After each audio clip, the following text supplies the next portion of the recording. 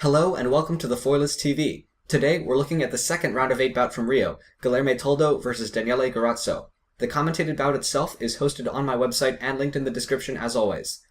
As I'm sure you know, Garozzo ended up taking home the gold in this event, so this is unfortunately the end of Toldo's unexpected and emotional run at Rio. First he beat Rene Prance 15-14 in the round of 64, then upset Yuki Ota 15-13 in the round of 32, and then took out Chung Ka-long 15-10 in the round of 16. Garozzo's story was a bit simpler. He beat two Egyptians, Tarek Ayad and Ala Eldin Abu al-Qassem, 15-8 and 15-13 respectively. Going into this bout, it was pretty easy to call Garozzo the favorite, and although Toldo had been ranked below every single one of his victims so far, Garozzo proved insurmountable for him. This bout was a pretty straightforward affair. There weren't that many broad strategic plays or clever tricks from either side. But to me, that made this one of Garozzo's better performances of the day. Going against a wildcard of an opponent, he still managed to keep his fencing watertight, leaving almost no openings for Toldo to exploit. So for a quick review, Garozzo's attack usually takes the form of a slow march in 3 into either a long lunge or a short angular finish. I mentioned in my analyses of his previous bouts that he can run into some problems around the timing of his finish. Often he'll try to change lines too late, leaving him vulnerable to a well-timed counterattack and closeout, or he'll wait too long before finishing, leaving him vulnerable to a stop hit.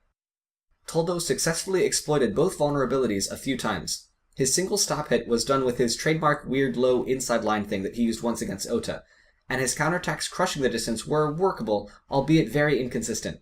Comparing him to Garozzo's previous opponents, I would put him in a similar position to Tarek Ayad. He seemed to know the timing window he was going for, but actually finding it proved quite difficult for him. That difficulty, combined with Garozzo actively trying to not give Toldo that timing, meant that Garozzo got both the initiative and the score advantage before too long. From Toldo's side, we saw pretty much all the same stuff he'd used in his earlier bouts. A janky tempo march to make counterattacking harder, pointed line to set up counterattacks from a longish distance, and heavily favoring the low inside lines such as Preem when the distance got closer. At least those are the three things that have stood out to me the most. Overall, we didn't get to see him attack that much for reasons I just got done explaining. When he did, he tended to rush a bit, opening himself up to Garozzo's own counterattack and closeout. Aside from that, there were two other situations that came up sort of regularly. Infighting was a wash. Toldo snuck some through early, but Garozzo made it work more later.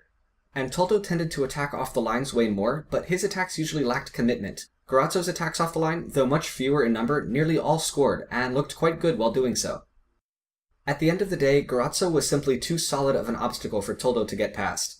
With a score of 15-8, the Brazilian hype train came to a screeching halt in the top 8, which itself is a feat that should not be understated. But for Garozzo, there were now just 2 bouts between himself and the gold medal. First up, Timur Safin.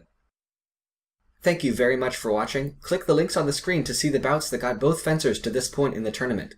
All the other stuff is in the description as usual. The next round of 8 bout will be Timur Safin versus Chen Haiwei. Until next time, stay sharp.